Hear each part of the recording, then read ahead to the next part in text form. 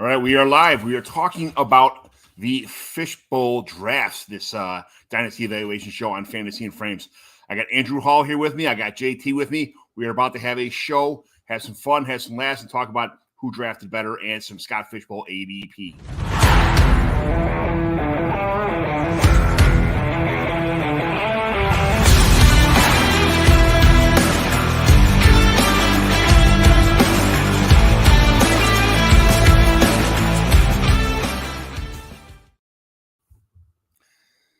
So, returning guest Andrew Hall with us today to talk about some Scott Fishbowl drafts in Cincinnati. Did you run the Cincinnati Fishbowl draft? Were you in charge this year? Yes, he was. God, no. Right. No, I wasn't in charge of nothing. John Bosch put it together. Thank goodness. Yeah, he's okay. I ran the Fishbowl drafts a couple years in Chicago. It was actually pretty fun. It was I think we only had like 3 or 4 drafts though. It was the initial one. And it was on, Scott had done it on the 4th of July weekend. It's like, and a lot of people couldn't make it because, family stuff going on or this and that. It's kind of, I wish he'd bump him back like another week or so, so it's not on the holiday weekend. But, this year we got I think we have 7. So it should be much fun. So, Andrew, tell me about yourself, where everybody can find you at, all the good stuff you guys do. How's my buddy Scott Sidlow doing? I haven't seen him in a while.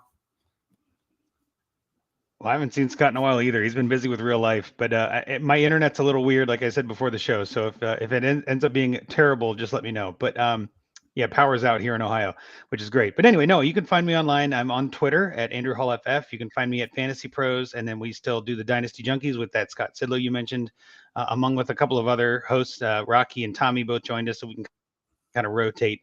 But you can find us live on Thursdays at 9:30 Eastern on that one on Dynasty Junkies. And I mean, for the most part, I'm just kind of hanging out and doing whatever needs to be done and drafting as many Scott Fishbowl mock drafts as I could until I got into it. And there was like 2 that I got into because, like you said, it was so early. It felt like it just happened out of nowhere. But yeah, I got to see JT this past weekend at the Cincy draft. That was awesome. Wearing the Scott Fishbowl live draft shirt, got to represent. So yeah, it was a great time for a great cause. So anytime we can draft live and raise money for charity, that's a win-win to me. Outstanding. JT, how was your drive? How was your weekend? How was the fun of going to Cincinnati, a non-home league draft? I was laughing because a bunch of people were like, why are you going to Cincinnati? I was like, they're like, no one could figure out why I was going to Cincinnati for some reason. I was like, it's a fantasy football thing. I got a live draft. So I know it's hard for everybody to get on that weekend, but I just told the family, we're going to Cincy for the 4th of July, people. So that's what we did. So I just brought the whole fam with me. Got to go to the zoo, got to hit up some cool things. Actually missed out on a lot of things I wanted to do in Cincy, so I'm gonna have to make a return trip. I might have to sign up for the Scott Fishbowl Live again in Cincinnati next year. It was a great time. John Bosch did a fantastic job setting it all up. Man, million prizes, million things set up, a lot of drafts. Shout out to Voodoo Brewing, who hosted us last second when our original host fell through. They did a great job. Let's take up the whole space. It was awesome. I had a blast. Fantastic. Yeah, Stephen Johnson's running it this year in up in the northwest suburbs by us. We got $1,000 in raffle prizes already donated. We got tons and tons of stuff that people are. I mean, every day there's some new stuff getting donated across the board for us to bid on at the end. Make some money for Fantasy Cares. And man, it's I can't wait. I was supposed to go to Philly this year. I want to do a different draft every year, kind of do a different city, but that somebody got hurt at work and then another guy's on vacation and I can only get 1 day off instead of 2. And it was like, I got to fly to Philly, do a draft, and then take a red line flight home and then be at work tomorrow at 6 in the morning the next day. It was just too much going on. Too much. There's not enough room for error in that situation. Yeah, that's a lot, John. That's a lot. So I was like, forget it. And it's like a 12-hour drive. So it's kind of like, that ain't going to work. If I had the next day off, I would have definitely done it, but it didn't happen. So I will be somewhere else next year. I might go with Jorge in Washington, D.C., but I've been to Philly about 5 times. I've been to Washington, D.C. about 7 times already. So it's not like anything new there, but I want to draft with other people once in a while, have some more shows. But let's talk about how you guys drafted, what you guys did, what your strategies were, how everything worked out with your Fishbowl drafts. And JT, you want to pull up that board from your draft? And then pull up our so this is jumping in. This is the Donkey Kong division. This is the draft I was in. We were the first draft, I think, there in Cincy as we went along. I ended up with the 1-4 pick here. And I kind of told everybody at the draft, and as I was going through, I was like, I was like, I don't think in any of the mocks, and I did quite a few mock drafts. I don't think in any of the mocks I ended up with a team similar to this team that I ended up getting. So that's what you never know. You always can, you always try it out, try different strategies. But man, you got to be able to zig and zag in these drafts when things don't go the same way. And in between picks, I was kind of walking around, looking at the other draft boards, looking at the other 1-4s, looking for certain players, see where guys were dropping, and it was wild.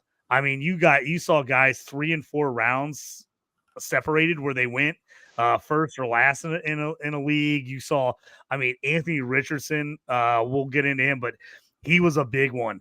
He was either going really high or really late, and it was really in the leagues he seemed to go high. Everybody was mad because everybody was going to take him. And then the other leagues, it was like nobody wanted him. He just kind of kept falling until someone said, well, I wasn't planning on taking him, but he finally got to me. And I was like, I guess I will. So it's with that. And that's one live draft in Cincy. So you can imagine when you add them all up together with these ADPs, how wild some of these are going to be. But it really does. It is dependent, league dependent, big time. And the QBs were huge this year. The last 2 live drafts I did, QBs went off the board quick. And if you missed out on them, you were in trouble. With a slight adjustment in QB scoring down this year, it really opened things up in a lot of leagues. You did not see QBs go off the board as like the first 12, 14, 16 picks like we've seen in the past. Andrew, what league were you in? What league did you draft out of? Yeah, so we were in the Dr. Emmett Brown division, which was really nice. I love a big Back to the Future fan, so I love being able to do that. I had the 111 pick in that one. It was actually pretty cool too. There were 6 drafts at Voodoo, and like JT said, like walking around between the picks and like kind of getting just kind of seeing what other people were doing and getting to like poke people's brains in person. Like I could go walk up to Chris Allen and just be like, hey man, here's what I'm thinking. Or, I could walk over to Jeff Bell in one of the other drafts and just ask him a question. Like, it was just so nice to have everybody in one room together. But yeah, I was in the Dr. Emmett Brown division. We're still drafting. We're still going. We're taking our time. But I was lucky enough at 11 to get Bijan Robinson and then Tyreek Hill in the second, which I'm very happy to start since they both went before the 11 in this pick or in this Donkey Kong division that JT was in. So again, to even to that point though, ADP didn't exist for us. Yeah. Right. Like we didn't really have any sort of ADP. We were just kind of going off vibes. And I think with the 6 teams, even in that league, all 6 of us, all 6 drafts, we're all doing very different things and going very different directions. So it was really neat to see it all kind of happen in real time. And then like JT said too, like sometimes you see somebody fall and you're like, well, I guess I got to take him here. And you look like, oh, he went 3 rounds earlier in this other draft. So it was a lot of fun seeing it happen, and being a part of that ADP to help everybody else out is always nice. Yeah, we were the first draft a couple years ago. We were the actual first one, so there was no ADP. Kind of the same as yeah, the first live draft in Chicago, where I think we were like the very first live draft. Yeah, that one was pretty wild, and I think we had like 3 at that one, John. I think it was 3 or 4, but even then, that was kind of crazy to kind of see where people were taking people. Was pretty wild. My favorite pick was someone took Russell Wilson like crazy early, like the 2nd or 3rd pick, and obviously he struggled. But it was like it was his first year in Denver. He was all excited about him. He thought he was gonna blow the roof off of it, and you never know, especially when you're going this early in July. It's like you're really taking some chances on some players. It's amazing how everybody has they're wish casting these guys. This guy might do this, or I'm gonna draft so and so because he's on this team now. Man, it's amazing how different things happen from what you really have. Everybody looks at their roster right now most of the leagues you draft from. You look at your roster like, I think I did pretty good. I got value here. I got value here. And then you look at, and when it's over with, like, oh shit, I got killed last year because all my players were on the same bye week in the playoffs, and then everybody got hurt in the first, like the second round of playoffs. I think it was Hawkinson got hurt. Trevor Lawrence got hurt. Somebody else got hurt. It was Mark Andrews got hurt. And a couple other players all got hurt at the same time. And then I had bye weeks. Travis Kelce was on a bye. Like everything it was like an eruption of terribleness all happened in the same week. And that was it. I was done. That's all it takes, man. One bad week of everything, of not considering bye weeks and injuries happening, and bam, you're over. Well, I had Joe Burrow last year. I took him at the 104. You know what I mean? Like in the Cincy live draft, I'm like, I'm taking Burrow, and that did not work out for me, right? So like that's part of the fun of redraft, is that you got to kind of put your eggs in a basket and see how it goes. Yeah. So what position did you draft out of, Andrew? You were 102? I was the 11. Yeah. So I was the 111. Yeah. So I got Bijan at the 11 and then Tyreek at the 102 or 202. Okay. 101. I'm trying to. I have your Emmett Brown rosters here now, so I'm looking at Perfect. Okay. where you're at. I'm gonna pull these up now. Well, John, Well, we John, also- as you're looking at that, I was gonna say, like, being in Cincy, you got to figure like, okay, you're gonna have a bunch of Cincinnati fans there, so you got to think, okay, those guys are gonna go a little higher. And then I ended up at the table. Almost my entire league wasn't from Cincinnati, so it was like, while I was expecting all these Right. Cincy guys go super high, and I think we only had 2 Cincy fans in our league. So like, we're from Cincy, wore like Cincy jerseys. Like, we had got a ton of guys from Indiana. I was from Illinois. Justin, who I was sitting next to, is from Indianapolis. The other Justin, we laughed. We had 3 Justins all in the same division. He's from Columbus, Ohio. So we had people kind of from Jeff from Detroit was in ours. So it was kind of funny. We had people kind of from all over the place. So it was definitely interesting to see the draft strategy being a little weird, especially me. I was thinking, I'm going to steal some of these Colts players because no one's going to want the Colts here in Cincy. And then there ended up being a couple Colts fans in our same division. And so I was like, oh, no, I was fighting for Colts players all of a sudden. Good morning, fellas. Since he looked so much fun, Andrew. Mr. Scampers, thanks for joining us. It's always a pleasure to have Mr. Scampers in the chat. I love when Hey, Mr. guys. Scampers is on there. And I was going to say too, like, I had the live draft, the live stream going for some of the draft to try to share, like, just to kind of give people a not knocked around a mindset. Well, hey, guys, I had a great time with the Cincy live draft. Matt LaPence. Yeah, LaPence, he was in my draft. He was in the Donkey Kong. I think he's the 112 in Doc Brown. Nice, absolutely. Warning, all questions, please. Kellen Moore off in Philly. Is it tight end friendly? I could sworn it's not. It is tight end. It is tight end premium, right? Tight end, Well, he's asking. I think he's asking about Kellen Moore being the offensive player in Philly. Like, is he going to be a little more tight end friendly with Goddard? I think is what he's asking. There's been years where Kellen Moore offenses, I feel like they've used the tight end a decent amount, and I feel like there's been years where they've never thrown to him. But I also look at, there's been some years where he's had some offenses where their tight ends were all banged up and they didn't have a lot of guys to go to. So I don't know if it was necessarily scheme or it was just like, hey, we had to make some adjustments just because we didn't have the talent we had there. I'm not fading Goddard. I think Goddard's got a chance. If you see in my draft, I actually got Goddard in the 9th. I was super pumped. I waited all the way. Like last year, I absolutely waited too long to take tight end with all the tight end premium scoring. And every round I was going to take him, somebody sniped me right in front of me, took the guy I was going to take. So this year I waited a little while, but we had about a 2-round gap where no one took a tight end. And so I was like, okay, I gotta start this tight end run. And so I took Muth. Hawkinson ended up going about 6-7 picks later, and then I took Goddard on the way back just to make sure I had those two. And those were my second and third because I took McBride in the second round, which I did not take tight end in the second round unless I was stacking Lamar and Andrews in a couple mocks. Those are the only ones I stacked. So a little bit different move there. I didn't expect McBride to be there. And with the QBs not going off the board like I thought they were going to be, I actually stepped away from QB and said, okay, maybe I'll wait another round, where usually I would have taken QB there. But my draft did not go QB heavy in the first 2 rounds, which a lot of drafts did. Yeah, I would imagine a lot of these are going to be definitely going. A lot of these are going to be going quarterback friendly. It's going to be weird to find the ones that are not. So I know I'll be doing quarterback because if you get caught, with your hand in the basket with no quarterbacks, there's no trading.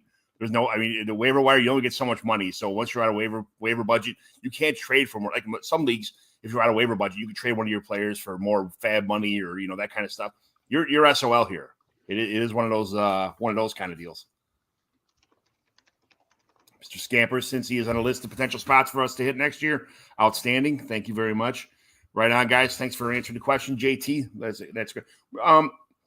Kellen Moore was in Cleveland last year, right? Moore's been he was in Dallas, and then he went to the Chargers. So he was in Dallas for a couple years, and then he went to the Chargers. And then now he's moving over to Philly. I actually like Kellen Moore as an offense coordinator. I think the issue for him last year in San Diego was just the tight ends they had. You know, they had injuries. Yeah. I think he would. I think a lot of people, if he would have been there, wanted to see like a Bowers or someone go there with him and see how he used him. But now he's in Philly. I still like Goddard with the injury last year. I think hurt a lot of people, and I think that people just think there's so many mouths to feed in Philly. But I think Goddard still is a solid guy, especially when you can get him, mid rounds. So if you can get him 8th, 9th, 10th round in a league like this, I think it's worth it.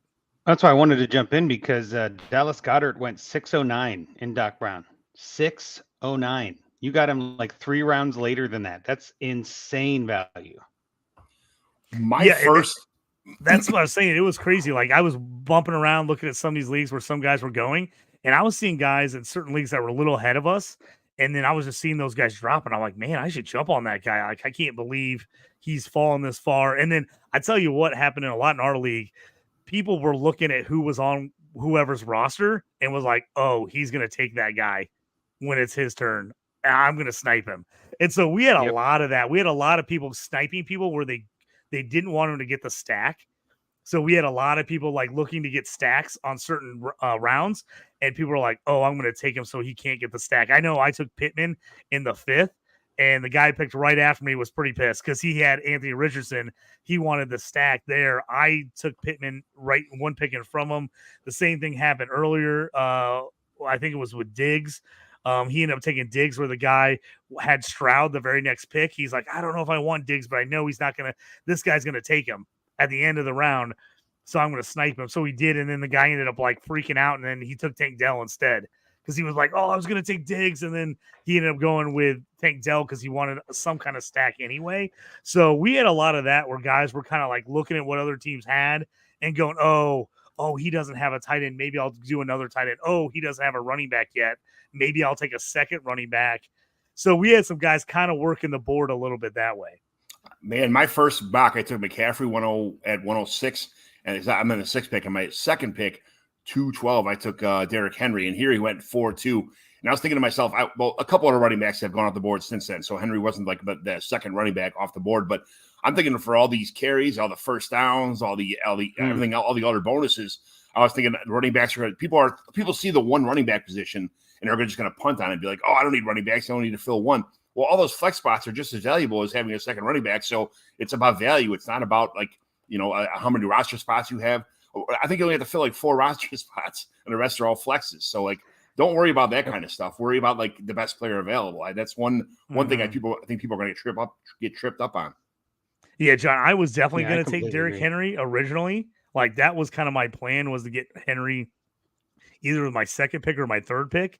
But when I got CMC with my first pick instead of Anthony Richardson, who I originally was going to take Anthony Richardson.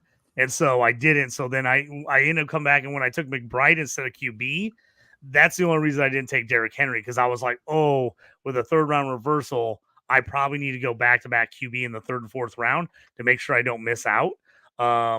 So that's what I did. If not, I would have taken Derrick Henry. I was a little surprised he fell to the 4th.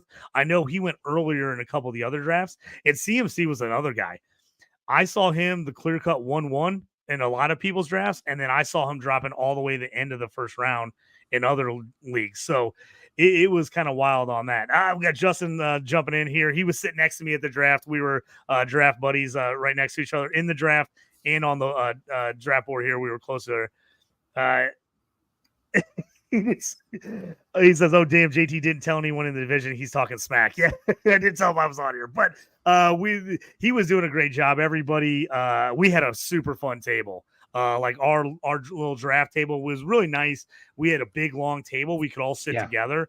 It was really nice to kind of like, jar with everybody, kind of see what guys were doing. It was also kind of fun because like if we weren't, like me and Justin weren't next to each other in the draft, so we were like bouncing ideas off each other. Like, oh, who should I take here? Because you're not going to take him because you're on the other end of the draft board.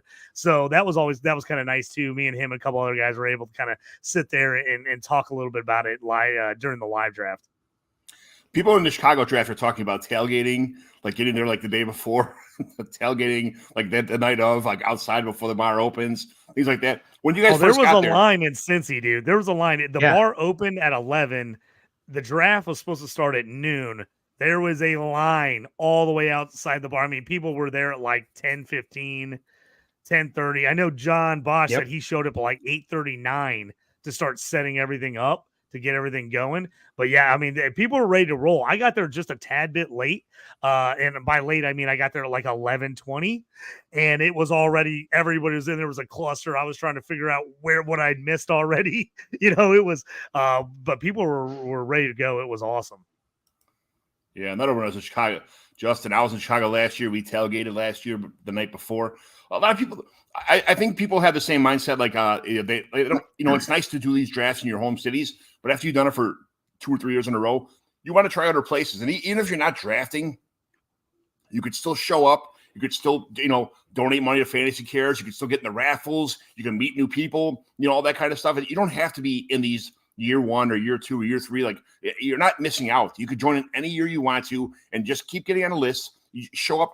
If worst case scenario, you show up, you meet new people, you have a good time. For some reason, JT did not talk to Peter Howard. I have no idea how that didn't happen. I texted him, get a hold of Peter Howard. I was like I told you when I got there. I don't know how I missed him too. No, I was looking around and I was like trying, and there was a couple people like I saw Jeff Bell, said hi to Jeff Bell, like a couple other guys I knew that I like made sure I ran up to, was like, hey man, like in the middle of their draft, at least shook their hand and said hello. But I didn't run into him. And John's like, did you see him? I'm like, I literally was looking around, but I like did not see him. There's a couple guys that I was like, right after the draft, I was like, how did I not go talk to them? Why did I not see them? Well, Peter was late. Like Peter showed up late. He showed up at like round 4. And so like I don't know if he showed up late and just stayed incognito because he was late. Like I don't know if that was the reason. Like he just didn't want to like show off that he had showed up, but I didn't see him at all. And I was looking for him. Like I was actually like actively looking for Peter all day and still missed him somehow. So yeah, that British guy, man, I'm telling you, is hard to find. But to the other point too, like the tailgating the night before, JT, you came out with us to Jungle Gyms, right? Yeah, Jungle Gyms was a wild place. It took me a while to find you guys. I'm like standing this place. If no one's ever been there in Ohio, it's just a monster, basically grocery store, convenience store, liquor store, cigar. It's everything. It's literally everything. I'm walking around and I was like, I've got to be the biggest idiot of all time. I can't find these guys. So I'm like texting people. I'm like sending pictures. I'm like, I'm standing outside the cigar shop. Like, where do I have to go? And they're like, oh, go through this outside door. And then I finally found everybody on the patio. And it was a nice time. We got to hang out, everybody chit chat, walk around the store. Kind of a cool, super cool place. Jungle Gyms. I got the experience of walking up and down the craft beer aisle with some of the guys and letting them pick out a whole just entire whole shopping cart full. Shopping cart of craft beer. And it was wild. I saw some craft beers that I used to carry at my bar and restaurant 10 years ago. I haven't seen forever, and they were in there. So that was pretty cool. I think that's important, that like the draft location, because year 1 we had it at Bourbon Street in Chicago, and if people aren't familiar with that, it is a Home Depot that turned into a bar. That's how big this bar is. There's literally, you could have sometimes in the summertime, there's literally 6 concerts going on inside this place, and you could walk in and not even tell there's anything besides the main stage concert going on. It is an absolute, and then on top of that, on the outside, there's a patio that it's literally 2 city blocks long. That is nothing but an outside patio bar. Like, it's huge. There's sand volleyball courts. There's a bocce ball. There's all kind of stuff outside. It is it. And then I felt bad because the next year we had it. Steven Johnson had it up north, and it was in some place, and we had 2 small rooms. Like it felt like a sardine can. And I'm like, hey, next year if we'd have it somewhere else. And then Steven just left my lease because I suggested to have a bigger place. I was kind of pissed about that, but he left my home lease because I asked about having a bigger place. I'm like, dude, you're a big baby. But having the draft location in some place that's huge, that has other things to do besides just sit in like a bar restaurant and draft is cool. But I think people the location is just as important as you want people to have fun, walk around, have time between drafts, shake hands, meet everybody, take pictures, find Peter Howard. Somehow it's like finding Carmen Santiago or one of those other people. But I feel like Where's Waldo? Peter Howard is hard to find anywhere. Even at the expo, he was kind of like, I was looking for him actively, and I found him sitting on a curb with Outhouse, like outside talking. I was like, what? So But I just That's that is important. That is important. But what is so when you guys drafted JT, you went first pick with McCaffrey. I'm kind of hoping at 6 he falls to me. That's kind of my plan for the first round. Now, there's nothing worse than like having your plan all together and envisioning your draft board in your head, and then like all the guys you had for like picks 6, 7, and 8, 9, just in case, are all gone already, and you're like, shit. Now your whole plan, not like Mike Tyson says, everybody has a plan to get punched in the face, kind of thing. That's what happens when all your guys get sniped from you. I mean, the first round's not bad, but as you go to like, so you got Bijan at 111, Andy, Andrew. So that's pretty good for this scoring. I honestly think that running backs are so underrated in this scoring. I think people are, like I said, they only see the one running back position and don't normally care about it, but it is unbelievable. What'd you guys do in round 2? JT, how'd you do in round 2 here? I took Trey McBride at the 2-9. I was just looking at the bonus points for the tight ends. And like I said, I was a little adverse because Jawan Johnson was my number 1 tight end last year. Ouch. Like that one hurt. So Same, I was like, actually, I'm not going to miss out on tight end this year. I was like, I'm just not going to miss out on tight end. And so when McBride fell to me at 2-9, and the fact that a ton, like 1, 2, 3, 4 teams in the first 2 rounds didn't even take a QB. So I was like, okay, there's going to be some QB left. Because usually with this 3rd round reversal, if you're at the end of the 2nd round, you're almost desperation drafting there. If it's a QB and you need a QB, you're like, oh, I got to get one here because he's not going to get back to me. With so few guys that had taken QB already, I was kind of doing the math. And I was like, I think I'm going to get 1 or 2 guys that I like drop to me. And if I only get one, my thought was I'll take an older guy. I'll take a Cousins. I'll take a Stafford. I'll take somebody that later if I miss out on 2 QBs. So I kind of went through there. I originally wasn't planning on taking Purdy in the 3rd round. I was really hoping Dak got to me. But Chuck Bass, smart move, took CeeDee Lamb in the 1st. He came back and got Burrow in the 2nd.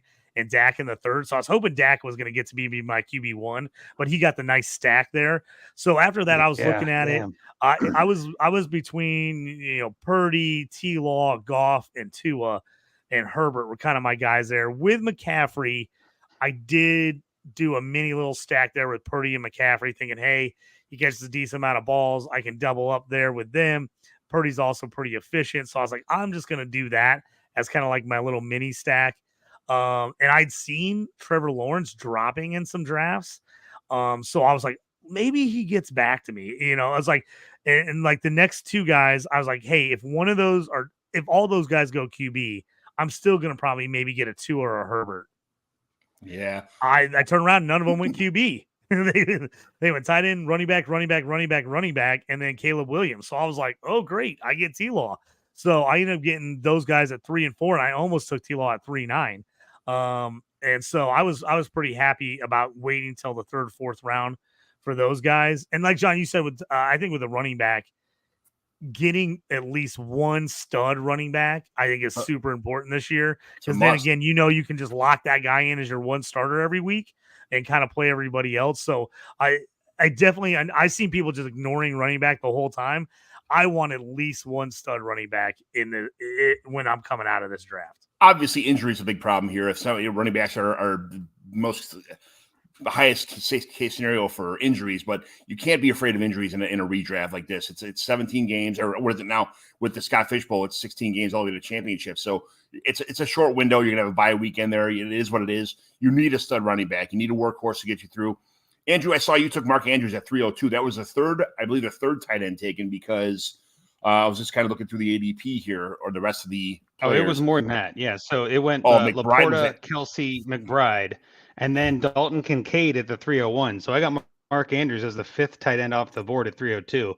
I was pretty happy with that. I was like, that's the last in that first tier for me. I mean, Pitts has got an option to do that. With me having Bijan, I liked spreading it around. And then, of course, if you're looking at our board, I mean, you might see J-Mike, who took 4 tight ends in a row. So he went very tight end bully. He went Breece Hall in the first, and then Travis Kelce, Kyle Pitts, George Kittle, Brock Bowers. He just kept hitting tight end. He's like, I like this premium. I think I'm just going to keep going. So I was glad to get Mark Andrews before a lot of that happened too, which was kind of nice. Like I got my guy, like you said, locking in that one spot.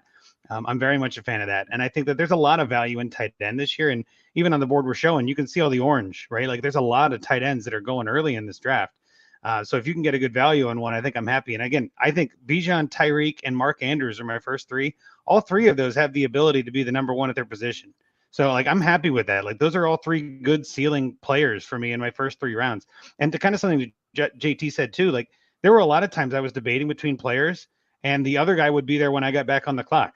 Like, and not only because of the short turn, that's obviously something at the 11, but there was a long turn. I remember thinking I wanted either Jared Goff or like a quarterback in my 4th round. I took Goff, and then Lawrence and Tua went right after. I was like, well, I'll take Goff, and then I'll get whichever one of those 2 quarterbacks is left. And I was like, well, maybe I'll get a Chan, but I really want 2 quarterbacks. Well, they went, so I took a Chan.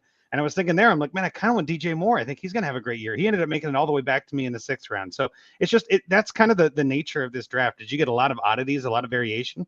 And the one big one I think that we saw, at least in person, was Rashid Shaheed, right? There's all this talk about the return yardage. I mean, that's not even like a whole position. That's just giving you a ton of points for your receiver. So Rashid Shaheed went in our league at 6'1", like the first pick of the 6th round, on that turn. And it looks like in your league, he went at 8-12, right? The last pick of the 8th round.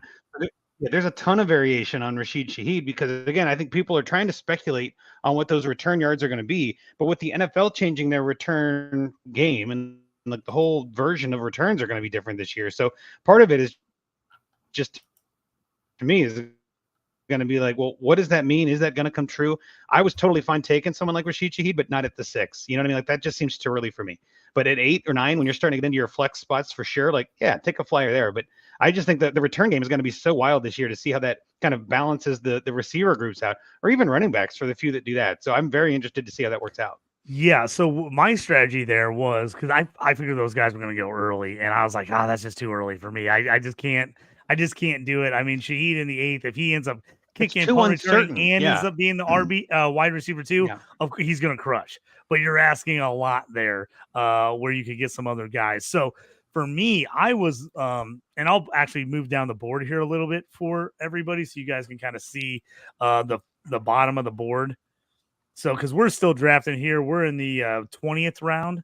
So I'll get up here to where it's almost my turn again here. Here we go. Oh, that'd be cool. So I might get to draft live on air here. So if you look at this here, my strategy on the return guys is I wanted wideouts that had a chance to be either their team's wideout 3, RB2, or a guy who was going to possibly kick and punt return.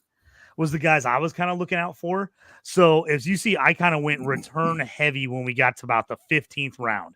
At that point in the draft, I was like, I'm pretty good at tight end. We're basically taking backup running backs now, and we're taking, questionable, is it our, wide receiver 2, wide receiver 3 on my team. So this is where I kind of said, you know what? I'm just going to go return strategy. It could blow up in my face easily if none of these guys end up returning it when the season starts, or if it doesn't impact the game like we think it's going to, they end up kicking off and guys are only getting 5 or 10 yard returns, or the week 1 or 2 guys are busting a bunch of big returns and everybody says screw it and they kick it in the end zone anyway. So we'll kind of see how that goes. But here's kind of where I went. I went Trey Tucker at 15-9. He was a great returner in college. Didn't really return as a rookie, but I think he has a chance to kick and punt return for the Raiders. Also, I think there's a good chance he could end up being kind of their wide receiver 3-4. I think he could play in some spread sets. So if you can add that to it, Neon Hines, injured last year. He's on Cleveland now. They don't really have a lot of return guys on Cleveland's roster, and he was a kick and punt returner for the Colts when he was in Indy. So, and with Chubb being out, I think there's a chance he maybe sees a little bit of third down running back action. So if he can get some third down action plus kick and punt return, I like him there. So I went him. I looked at a couple sheets on kickers. With the extra points being 3.3 points per extra point, you want a guy that's going to be on a team that actually scores. So I went through, originally my guy was Moody because I had the Niners players. I was going to kind of just load up on Niners players. Moody went the 13th round, was our first kicker off the board way early. I was like, whoa, that's way too early for me. But I came back, and after Justin Tucker went in the 17th, I actually took Aubrey for the Cowboys at 17-9 as he was rated up there. I can't remember. I wish I had it off the top of my head. Someone put a list together of like the scoring, if they scored last year, how they scored and where they would be. and Aubrey was like top 20 like almost every week in scoring. It was wild. So I was like, okay, I want to make sure I have an advantage at kicker. So I took him. Anthony Gould, rookie for the Colts.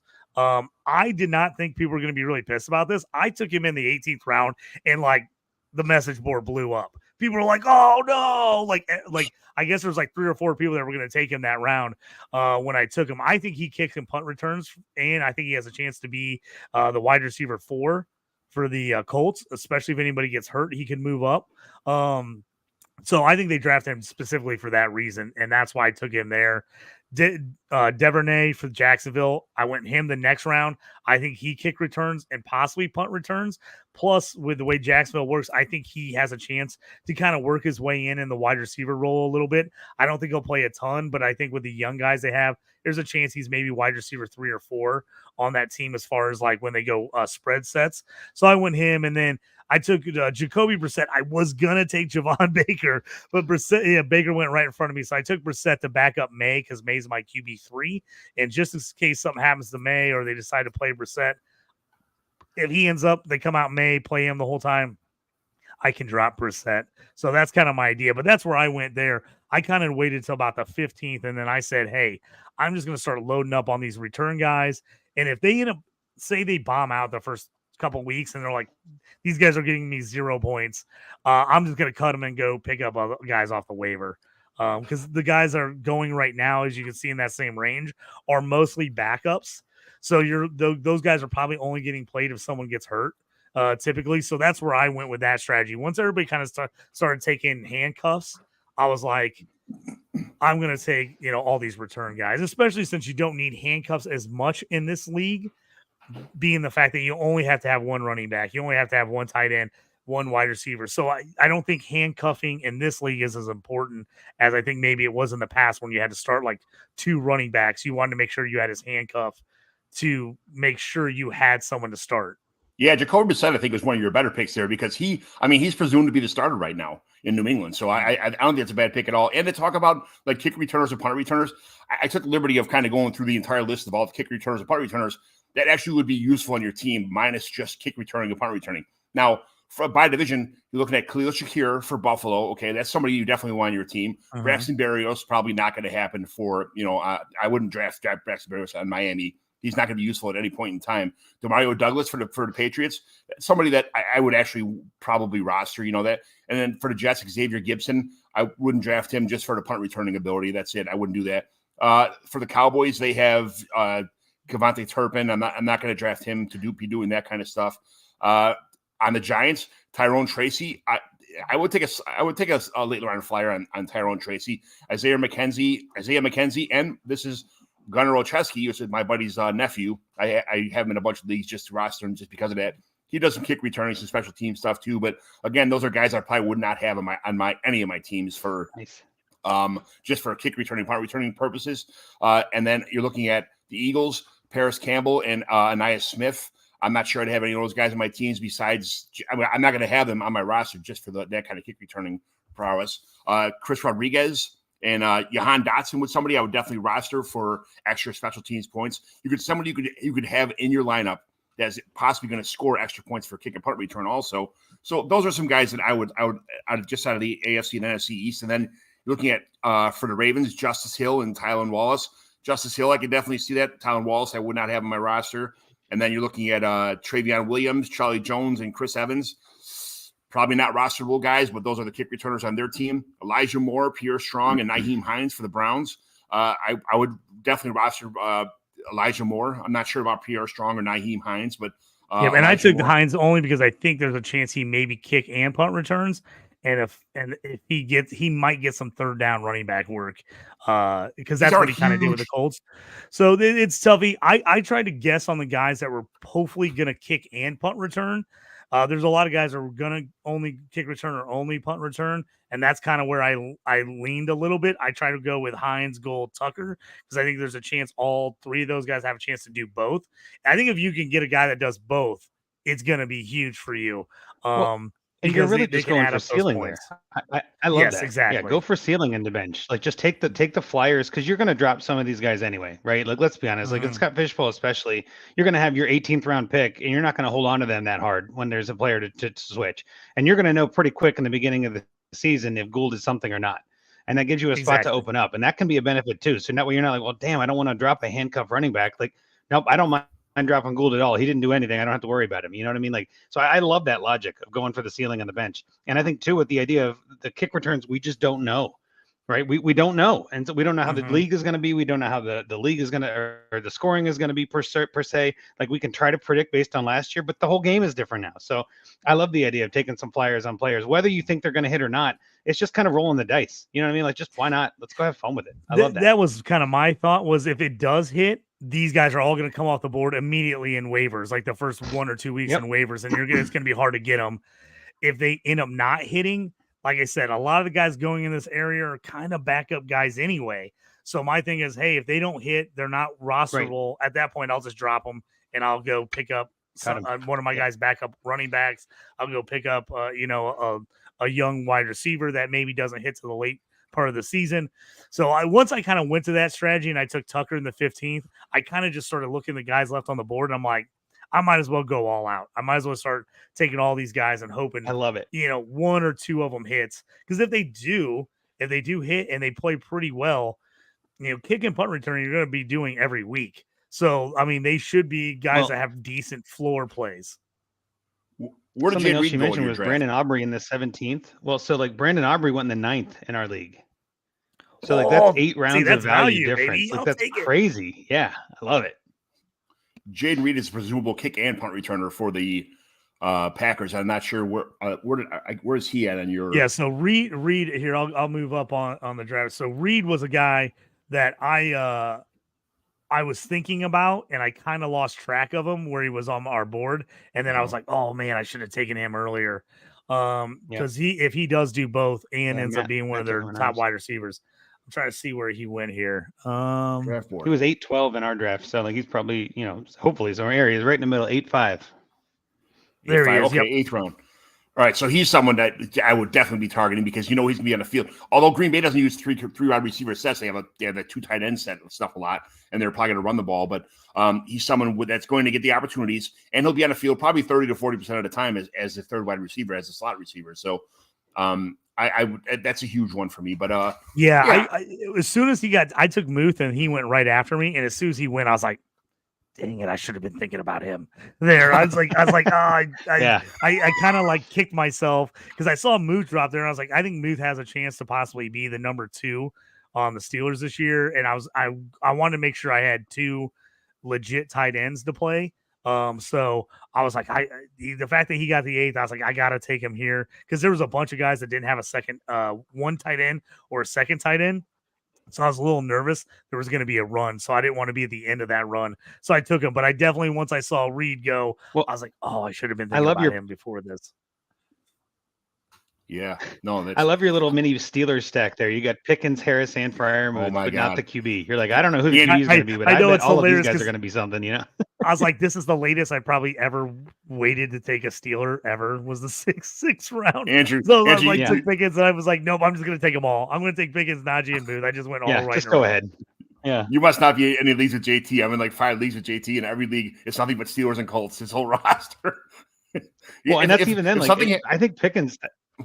Well, I think Pickens is a great pick there. That's terrific value. And then I love the logic of like, well, no one else is going Steelers. It's a Cincy live draft, man. Even if they're not from there, like a lot of nobody was going to take I don't want those players. Steelers. Yeah, exactly. So I was like, I really wanted. Yeah, it's like the one draft that nobody. I really wanted Muth, and I didn't get him. I can wait on those. Yeah. Yeah, I was pretty upset that I didn't get Muth. I think he's another obviously a good late round pick because the tight end boost helps a lot. But like you said, he could be the second target on that team, and whoever's throwing in the ball, he's gonna get first downs. He's gonna get receptions. Like I think that's gonna do really well. I think, in my opinion, anyway, in this scoring. So I like that pick a lot. That was good. I love the first down is what got me. Like that the extra point per the reception and the extra points for first downs. He's really their first down guy. They look for him on the first down. So And Yep. now they've got quarterbacks that will throw the ball across the middle. I mean, that was the problem last year. No one would throw the ball across the middle to him. So I just liked it. I thought it was worth a shot. Yeah. Um, I was like, it was Well, with possibly the the new offensive coordinator that was so bad. Canada didn't run those plays, and it was just terrible to watch. So maybe that's a change too. We'll see. Yeah. What was your favorite pick so far? In let's say the first, where are you on now? And you said round 20, JT. So what was your favorite pick so far in the first 8 rounds? Like where you're like, yes, this guy fell to me. When you were on the board and you couldn't believe that you got this kind of value. Who was that on your team? I was happy with the QBs in the 3rd and 4th round that I didn't go QB 1st and 2nd round. So I was kind of stoked that I was still getting guys I liked there. I was a little surprised. I know people are still a little weary of Anthony Richardson throwing the football, but Pittman with very okay QB play the last 3 years has gotten right around 100 catches and 1,000 yards, and the touchdowns have been a little hit and miss. I was a little surprised he dropped all the way to the 5th round. I wasn't necessarily planning on taking him, but they got to the 5th, and I knew the guy right after me was going to take him because he had Anthony Richardson. So I almost went Bowers there in the 5th, but I was like, I think I can wait on Muth. And I was like, I just really like Pittman being the number one. The fact that I got Pittman in the 5th and Pickens in the 6th, and both those guys have a good shot to be the number one on their team. Yeah. I really like that. And then, I really took a flyer outside of the top 8. I took a flyer on Brian Thomas in the 10th. As I have T-Law, I'm hoping Brian Thomas can kind of carry over, get those long, big touchdowns that he had in college. That was kind of my mini stack. I knew I wanted Christian Kirk. He went in the 7th. So at the very beginning of the 7th, so I was like, okay, I'm not going to get him. Evan Ingram was already gone. He went early. So I was like, okay, both those guys are out. I was like, I want some kind of Jacksonville stack. And I was like, I'm going to take a chance on Brian Thomas there in the 10th. Andrew, I'm going to ask you because you got Jared Goff at 411, almost at the 4-5 turn. And then you got Stafford at 702. And then you back that up with J.J. McCarthy, who may not start at the beginning of the season, but still that's definitely worth the flyer. You got Keon Coleman at 1211, okay?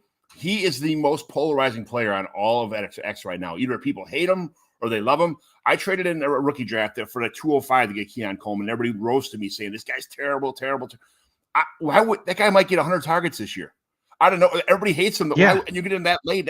You got to be kidding me. Who's your favorite pick, first of all? And then tell me about the Keon Coleman pick. Yeah, I was debating between him and Shakir. No, that's fine. I was debating between him and Shakir at 12, and Shakir went right after that pick because I like the return for Shakir, but I'm like, I think Coleman's got a better ceiling as a rookie. So I ended up taking a lot of rookies later on for that same kind of thing. Like, we don't quite know what's going to happen. That's why I got McCarthy, I got Coleman, I got Xavier Legette, I got Jatavion Sanders. I took Jonathan Brooks a couple rounds before that too. So I kind of was leaning into some of the rookies because of my dynasty background, but I'll be honest, my favorite pick was Bijan at the 111. I did not expect Bijan to be there. I was very happy with that and was just kind of like smashing that button before anybody told me not to. And then getting the turn there was Gibbs and Laporta, and then back to me. I'm like, so Tyreek is still there too? Like, I could not believe that start. I was very happy with that first two.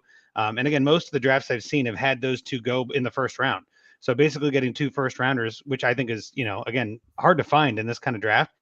Obviously, we just need him to stay healthy and out of trouble. But I was really happy with that start. And then my strategy really has just been, take as many variety of positions as I can. I don't want to be too heavy on any one position because of the starting rosters and, only having one of each kind of a thing. I really wanted to spread it around so that I could pivot in season. Since we can't do trades and waivers are going to be picked clean after week 1 or 2, I'm like, I kind of want to have some flexibility down the stretch. So I'm really trying hard not to get a lot of running backs or receivers. So I'm trying to stagger my picks where I'm, kind of balanced. Instead of a usual 22 team or, 22 round draft, I might have, 10 running backs, 8 receivers, something like that. I'm kind of trying to make it a little bit more bland, like 6 is the max kind of a thing across the board, just so I have some flexibility as we get into see how the scoring really hits and who's really important. Like, for instance, I see Nate Janke of PFF on this one has a bunch of running backs in a row, right? And I'm not faulting that logic. I know there are people that like that, especially if that's where the value is. But I think with the way this scoring and the way the rosters are set up, you can pick any team you want. And I'm like, well, I kind of want to have that ability to not dive in too much into one position and then be like, oh, RBs are kind of nerfed this year, and that stinks because I took a ton of RBs. Like, I want to be able to find that out and go, okay, then I'm pivoting to my receivers that are on my bench instead of my running back. So that was kind of my logic going in. And as you, I mean, if you're looking at my draft, I haven't drafted 2 positions in a row the entire draft. You know, I get Justin Tucker at the 14th. I'd be upset with that. Like, Justin Tucker, one of the best kickers in the NFL, in the 14th round. You know, so like there's some of that. Like, Aiden O'Connell is a guy I like a lot in the 16th. Like, there's a chance he's the starter there and Minshew's Minshew and doesn't do it. We don't know. So it's kind of like speculation season. And that's the best part of this. Is it's July. We're trying to predict what happens 3 months from now. Like, we're all going to be wrong. So I'm just trying to be as little wrong as possible. Yeah, a lot of people, this is their first Scott Fishbowl draft, and I see a lot of, you know, a lot of chatter about, man, it's taking so long for these guys to pick. Yeah. They're on the clock forever, blah, blah. And you got to kind of remind everybody, which Andrew, I see you do it a couple times, and a lot of other people are saying also, you know, what else are you going to do for the next 3 months until football starts? Like, you have nothing else to do. Just take your time, because tomorrow you're going to wake up, and this is going to be over with. This will be over with tomorrow. What are you going to do? Say, shit, I wish I was still in the clock in the Scott Fishbowl. Like, your redraft league is not drafting until the end of August. You know, like, relax, take your time, enjoy the moment, use the chat, you know, tell people what you think about the board, you know, have a good time about it. It's once a year. It's a great tournament. And, you know, how did you guys do as far as what kind of prizes did you guys have at your draft? Oh man, JT mentioned it. We had so many prizes. It was nuts. Like, there was too many. Honestly, there were too many. There was like 94 prizes. It was nuts. Like, it was almost a 1-to-1 ratio. I've never seen it before. Yeah, I saw JT like on Christmas morning with his. Dude, I'll show you right now. So yeah, JT did well. We had tickets. We had tickets where you could put your tickets into different ones, and then he drew them out. So I got this. Really pumped about it. Kellen Winslow signed Chargers helmet. Obviously, that was donated Missouri by me, by the way. You are a champion.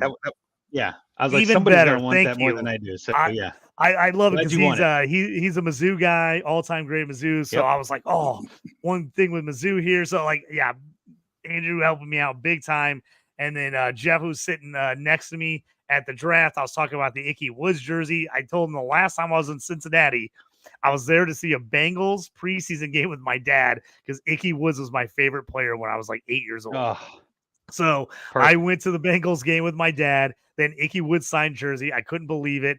Jeff ends up winning it. He's a Lions fan. He's like, I don't really care about Ickey Woods. He's like, you've been talking about this. I'm going to gift it to you. I was like, I owe you so much beer and food. The next time I see you, you come to Central Illinois, I'm going to take care of you. So he got me. That's awesome. Look at that. Signed orange Ickey Woods jersey. I was super pumped. It's going to go into my jersey collection. So I felt like I came out like a bandit. But like Andrew said, at the end, John Bosch was actually like, anyone did not win something. Like, do you want, because we had so much stuff, and there was a lot of stuff from Cincinnati area. So I know there was some local, some guys that weren't from the local area that were like, oh, I don't want to take that because I don't want to not use it if I'm not back in the area. So it was really cool to see people kind of trading some stuff around. Justin was sitting next to me. He won the minor league baseball package, and he thought he was winning tickets to the Indianapolis Indians. And he was like, yeah, because he lives in Indianapolis. He's like, oh yeah, I'll go see the Indians. He won them to like 4 different minor league teams. So he was like giving them to people in certain areas, like trading people for stuff. Like, oh, here, man, buy me a beer. I'll give you I'll give you these 4 tickets. So I thought that was pretty awesome too. At the end was people were like really making sure people got stuff and worked around. But it was, John Bosch, he crushed it. He did a great job. Everybody that helped him. It was a super, super fun time. I missed all my guys in Chicago, but I'm glad I got to do Cincy. It was fun. I was supposed to do Philly this year, and it didn't work out. But Chicago was such a great time. And last year, Andy Barron's like won everything last year. It was like Andy Barron's. Like, bullshit. So hopefully he doesn't. The king of the raffle, as he says. The king of the raffle. That's right. King of the raffle is what he calls himself. Yeah. So, but anything else you guys want to? First of all, like I said before, if you have not been part of the Scott Fishbowl draft, in-person drafts, if you don't get picked, just keep applying, but show up to your live draft. It doesn't mean your odds any better that you're going to get into Fishbowl next year, but you're missing out on all this fun. You could, talk to somebody that's drafting and tell them what you think, or just throw some money in for the prizes. Have a great time. It's such a great experience. I only do in-home like league drafts. This is like my thing. So I love this kind of stuff for a reason. Oh, JT, you're on the board next. If you get a chance, I'm one pick away. You got like 4 minutes, but yeah, just go to these drafts. It continues to surprise me how hesitant people are to dive into these return yards. Are drafters just trying to wait on value and not reach? It's the unknown of the depth charts. I'm a little bit hesitant because I don't want to clog my rosters up with guys just because they're on the kicker return. I understand you might get some points one week, but it's always going to be the week that he's not in your starting lineup. That shit's going to happen. That's my luck, you know. I'll start the guy for 7 straight weeks. He won't get 1 point, and then I'll sit him for a week, and then that'll be the week he scores 3 touchdowns on returns. You know, that's kind of works for me. But players who are rosterable and have kick and punt return yards, they will be on my roster if I have any opportunity to do that. The Jaden Reeds and the guys like that. So yes, I think the biggest issue, issue for a lot of guys is we're just not sure where these depth charts are at right now. You can look at kind of where they've got them, set up, but the special teams are kind of one of the last things that kind of come in to focus, I think, for teams. They kind of figure out like who's moved up on the wide receiver running back depth chart. And you have teams that like take, hey, this guy is a specialist, so we're going to play him no matter where he's at. But we've seen it in the past, like the Colts until this Gould pick. The Colts kind of were like, are you our 5th wide receiver? Are you our 3rd running back? Okay, 3rd running back, you're a kick returner. 5th wide receiver is the punt returner. And that is kind of how they determined it. It wasn't like, oh, this guy's the best at this. So there are teams that are like, I think, reevaluating how they're going to use their special teams this upcoming season. We're kind of thinking for certain teams in the past, it was just like whoever's the last guy on the roster that we're not playing anywhere else, let him do it. I think that's kind of getting rethought a little bit this upcoming season. So I think the big issue with doing it in July is I think we're not going to 100% know who is the kick and punt returner. And again, with the new rules, how much is that going to affect it? Is it going to be a monster difference? Are guys going to be averaging 40 yards a return? And you're like, oh man, I'm getting 1 return out of this guy and I'm getting like 10 points, so that's going to be the thing. And I think we're going to see it shake out during the year too. Depending on how that's much actually these things do. Well, that's why I wanted to jump in too, is that I don't know if we don't know what we don't know, right? And with these new rules, you could see players like Rashid Shaheed, who is usually a returner. He's also the wide receiver 2 on his team, right? So he might not be returning as much. We don't know. They might decide, hey, we don't want to risk it because it's still risky to return punts. Let's not have him return and have him be on the offense. We could see it go the other way, where it's like, well, now these returners are so protected and it's so easy to get return yards that, hell, let's throw Tyreek Hill out there. And now the guy who you thought was going to be returning in week 3 is no longer the guy returning because everybody's so. Or we see the kickers just kick everything out the end zone again because they don't want to risk it, and now all of it's moot. Like we just don't know. Exactly. There's too much variability, and so part of it is, as much as we want to be able to predict, this new kicker thing is really going to be wild. We don't know what this is going to do to the league. We don't know how that's going to translate. If he's not returning kicks and punts, this whole thing's going to turn upside down because people are overpaying for him so much right now. It's ridiculous. I know. Can you even imagine there's a what chance that would happens, feel like? though. Oh, exactly. That's what I mean. Like, I'd rather we've seen that in leagues where guys, when they move up the depth chart, they take them off special teams. If you're a starter, they just take you off special teams. So it's going to be interesting to see how they do that. And like you said, are we going to get a Tyreek Hill sighting where all of a sudden he is kick returning? Oh. And you're on the board. Oh, okay, now I got to look. You guys got to help me. Perfect way to end the show. I love it. Yeah, you got 2 minutes left. Make a pick.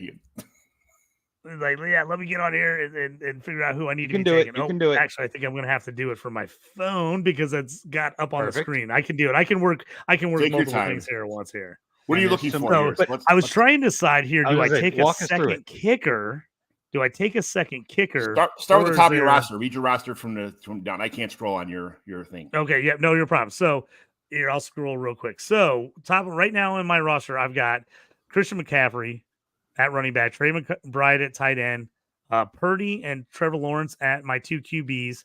My wide receivers, Michael Pittman and Pickens. My backup running back or flex play right now is Najee and Chase Brown.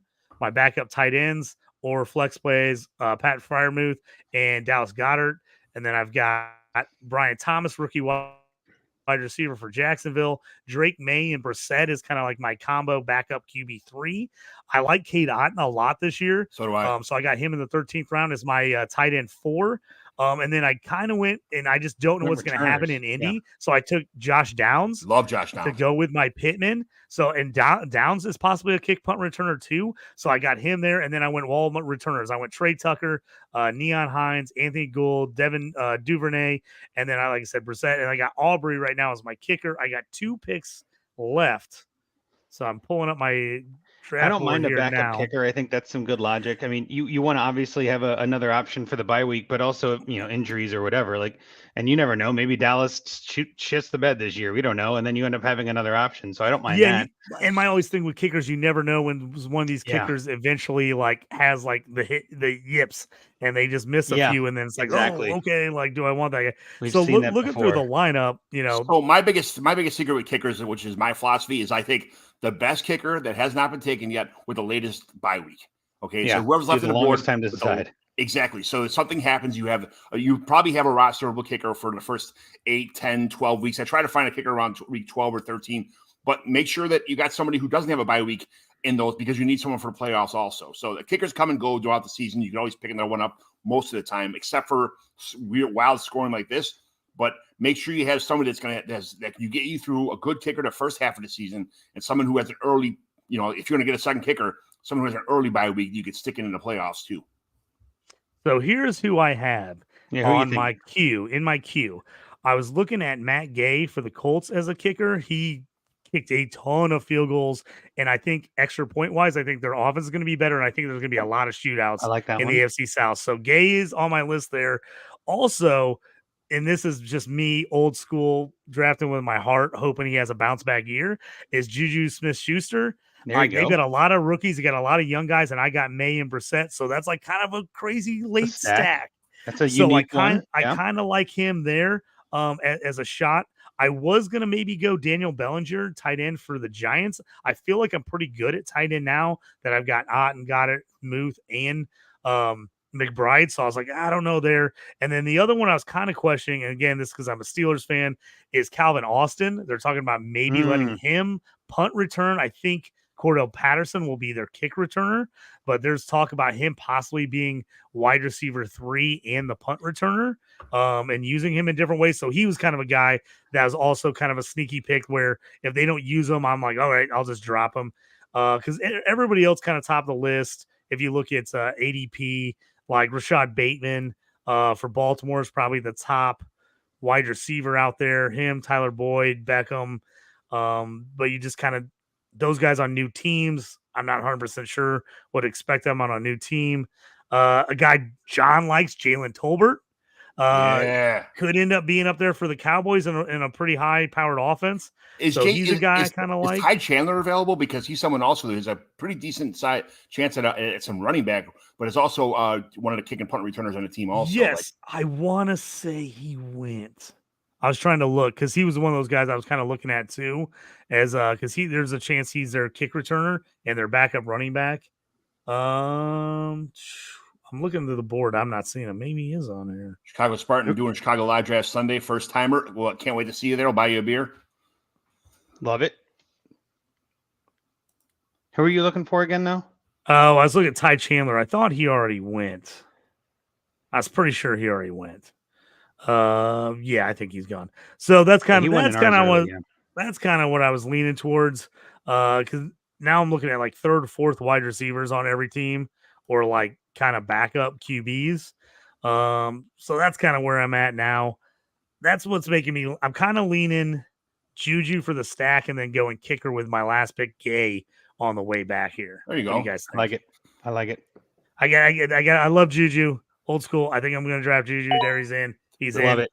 The last thing I want to do is say no, and then all of a sudden Juju has this crazy comeback here, and we're like, God damn it. Well, I just think it's so wide open in New England. If he can get healthy, and then like I said, Brissett, there with May as my third QB. If he ends up hitting, that's could be a nice play for me there. So I just at this point in the draft, I want upside. I want a chance. They took the young rookies, but do those guys mature real quick, or is Juju still end up being the guy? And I think if he wasn't hurt most of last year, he probably would have been their number one wide receiver. So, and getting him, which is crazy here in the 21st round, when 2 years ago he was going like top 3 rounds, top 4 rounds, is just wild. Andrew, thank you so much for joining us today. Tell everybody where I can find you at. And man, I just want to say thank you so much. You're one of my favorite people on the internet here, man. So thank you very much. Seeing you in person at the Expo, I will not be at the Expo this year. Me or JT we both got kind of railroaded with stuff going on with our family lives. So it is what it is. But Andrew, thanks for jumping out with us this year today. Thank you so much for where can everybody find you at, all that kind of good stuff. Sure. Yeah, no, appreciate you having me on, John. Always a pleasure, of course. And JT, love the hat. Love seeing the hat in person. Loved you coming Thanks, to Cincinnati. John, you're welcome anytime, of course, as well. We'll go have a beer or two. It'll be great. Sorry you're not coming to the Expo, but anybody who's listening, think about it real hard. If you can make it, please make it. It's such a fun time. It's a great weekend. You can find me there. You can also find me on Twitter at Andrew Hall FF. You can find me writing for Fantasy Pros and find me usually most Thursdays, let's say most Thursdays, live at 9:30 Eastern for the Dynasty Junkies. So again, thanks so much for having me on, guys. And let's have a good season. That's the whole point. Now we're officially into, 2024 redraft season. Let's go. I feel like there was like a whole week where I finally didn't have any picks on the draft whatsoever. It's like, I never thought I'd get sick of drafting, but I was like burned out from drafting. But now it's kind of like, all right, what am I doing with my phone now? My fingers are bored. I need the drafts again, but I can't wait for Sunday for the draft. JT, where can everybody find you at? Yep, you can find me here on Fantasy and Frames with you doing a Dynasty Evaluation. You can see me on my show, the Stew with JT Brew. Also, Shoot the Gap. Late nights on Wednesdays, me and Jorge typically do the IDP show there. Sometimes I jump on to the other shows, help out the other guys when they need it on the Fantasy and Frames team. Mostly there. You can find me there. Writing ID. If you're a DLF member, jump on there. I've got all my IDP rankings on there. Ton of rookie articles I've written this summer coming up. So check me out on all those places. Guys, thanks you so much. John McGlynn 75 on the X machine here. So thanks for joining us today. Try to stay under an hour. It's an hour and 6 minutes. But you guys, Andrew had no power today. He worked like a champion through his phone. Stud muffin. Not a lot of people will be able to do that kind of stuff, but we bring a champs here for a reason. Thanks so much, guys. Thanks for watching the Dynasty Evaluation Show on Fantasy and Frames. Tune into all their good content. Have a good one.